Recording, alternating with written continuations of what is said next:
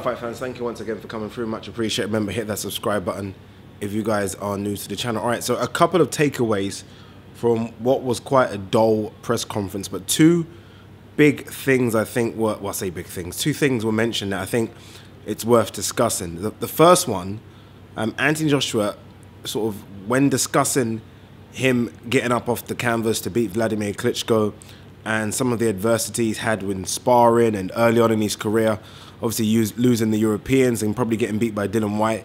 He says where he is right now in this stage of his career, no human can beat him.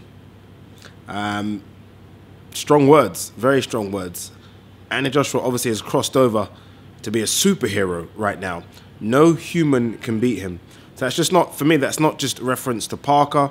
That's in reference to Tyson Fury, Deontay Wilder. Obviously, he's been getting a lot of, those 2-3 names at least have been goading him quite a lot over social media recently. And I think that was almost an answer to them as well, that no human can beat him. But the biggest thing for me out of the press conference was when Anthony Joshua was discussing, obviously David Higgins, promoter of Joseph Parker, has been, well, it's been goading Anthony Joshua a lot recently, hasn't he? He's been saying, look, you've been beaten sparring, you've been knocked down in sparring, we have all the footage, we know about it.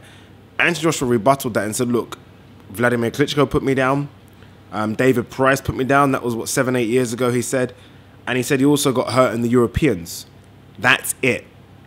He said all the other stories you're hearing is fake news. And that surprised me a bit, because obviously we've heard about Lawrence Okoli. I think Lawrence Okoli's not denied it either.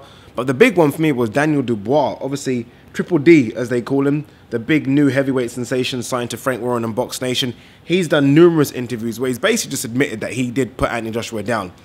So someone's lying here. Someone's lying. And I tend to believe Daniel Dubois for some reason. I just don't. For me, there's no smoke without fire. You wouldn't say you put down Anthony Joshua for no reason. It just doesn't make sense to me. But at the same time, why would Anthony Joshua call that stuff fake news? I look at Anthony Joshua as someone being mentally strong, so I don't know if he's just trying to black it out and maybe put it to the back of his brain that it didn't happen, I can't be defeated. Or he's just a damn right liar. It's a strange one. But then Rob McCracken also backed his story up and said, look, I've heard about all these sparring rumors, but I've been there for 7 or 8 years of Anthony Joshua, and I've never seen someone put him down. So it's interesting, right? Who do you believe? And if Anthony Joshua is lying, is there a reason for it? Because it's not just him. It's Lawrence Okoli. There's been, I think, a couple of other stories as well.